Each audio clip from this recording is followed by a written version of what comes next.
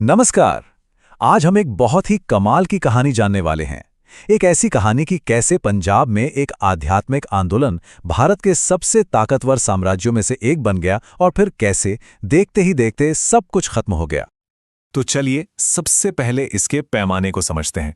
अपने सबसे बेहतरीन दौर में सिख साम्राज्य एक मिलिट्री पावर हाउस था, एक ऐसी ताकत जिसका हर कोई लोहा मानता था।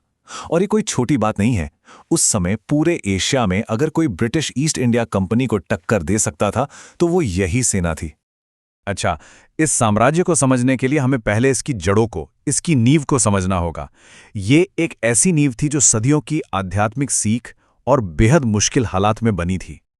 देखिए, ये सब कुछ रातों रात नहीं हुआ। ये कहानी है करीब 200 साल की। शुरुआत हुई 15वीं सदी में गुरु नानक जी की शांति और भक्ति की सीख से। लेकिन फिर हालात बदलते गए और जब गुरु अर्जन देव जी को शहीद किया गया तो ये एक बड़ा मोड़ था। यहीं से आत्मरक्षा की जरूरत महसूस हुई और फिर गुरु गोबिंद सिंह जी ने खालसा पंथ की स्थापना की। और खालसा की स्थापना वो आखिरी और सबसे अहम कदम था। इसने सिख समुदाय को एक नई पहचान दी, एक मकसद दिया कि योद्धा संत बनकर निर्दोषों की रक्षा करनी है। गुरुओं का दौर खत्म होने के बाद शक्ति थोड़ी बिखर सी गई थी, लेकिन एक बड़े साम्राज्य के बनने की जमीन वो अब तैयार हो चुकी थी। दशकों तक पंजाब का नक्शा कुछ ऐसा था जैसे छोटे छोटे ताकतवर कबीलों का एक समूह जिन्हें मिसल कहते थे। हर मिसल का अपना इलाका था, अपना सरदार, सब अपने आप में शक्तिशाली थे, लेकिन कमी थी एक केंद्रीय ताकत की। लेकिन इसी बिखरे हुए माहौल से एक ऐसा लीडर उभरा जो पंजाब की तकदीर हमेशा के लिए बदलने वाला था। जी हां, यहीं से शुरू होता है सिख साम्राज्य का सुनहरा दौर। एक ऐसा दौर जिसे सिर्फ एक नाम से जाना जाता है, महाराजा रणजीत सिंह। जब रणजीत सिंह सत्ता में आए तो उनकी उम्र बहुत कम थी, लेकिन अगले 40 सालों में उन्होंने जो किया वो कमाल था। उन्होंने ना सिर्फ बिखरी हुई मिसलों को एक झंडे के नीचे जमा किया, बल्कि एक ऐसा आधुनिक और खुशहाल राज्य बनाया जो अपनी ताकत और सहनशीलता दोनों के लिए मशहूर हुआ।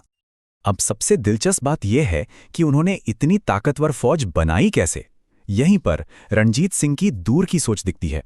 उन्होंने यूरोप से अफसरों को बुलाया और उनसे अपनी एक खास फौज तैयार करवाई। फौज खास मतलब सोचिए, वेस्टर्न मिलिट्री ट्रेनिंग और सिखों का जज्बा। ये एक बहुत ही जबरदस्त कॉम्बिनेशन था।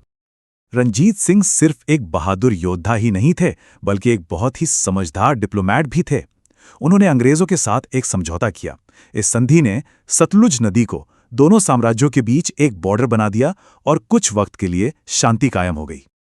लेकिन साम्राज्य की सबसे बड़ी ताकत ही इसकी सबसे बड़ी कमजोरी बन गई। वो थे खुद रणजीत सिंह। 1839 में उनकी मौत ने एक ऐसा खालीपन पैदा कर दिया जिसे कोई भर नहीं पाया और जो आखिर में घातक साबित हुआ। और ये फर्क बिल्कुल साफ दिखता है। जहां रणजीत सिंह के वक्त में एक मजबूत लीडरशिप थी, एक डिसिप्लिन फौज थी, वहीं उनकी मौत के बाद सब कुछ बिखर गया। उनके वारिस और दरबारी आपस में ही सत्ता के लिए लड़ने लगे। धोखा, साजिश, कत्ल सब आम हो गया। अब जब घर में ही लड़ाई हो तो दुश्मन तो फायदा उठाएगा ही। ब्रिटिश ईस्ट इंडिया कंपनी इसी मौके की तलाश में थी और फिर हुए 2 भयानक युद्ध। खालसा फौज आज भी बहादुरी से लड़ी, लेकिन जब अपने ही कमांडर धोखा दे दें तो जंग जीती नहीं जा सकती। और आखिरकार वो दिन आ ही गया। 29 मार्च 1849 ब्रिटिश साम्राज्य ने पंजाब को पूरी तरह से अपने कब्जे में ले लिया। महाराजा रणजीत सिंह की मौत के सिर्फ 10 साल के अंदर सिख साम्राज्य का सूरज हमेशा के लिए डूब गया। तो ये हमें एक बहुत बड़े सवाल पर लाकर खड़ा कर देता है।